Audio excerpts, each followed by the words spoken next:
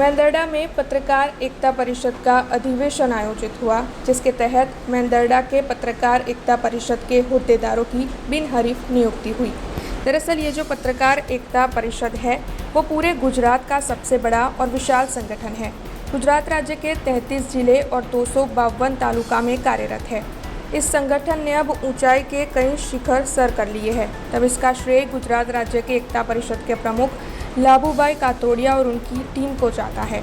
उसी के तहत मेंदरडा में पत्रकार एकता परिषद का अधिवेशन आयोजित करवाया गया था, जिस दौरान पत्रकार एकता परिषद के कई अग्रणी मौजूद रहे थे और इस अधिवेशन के तहत मेंदरडा तालुका के विभिन्न होद्देदारों की बिनहरीफ नियुक्ति की गई थी।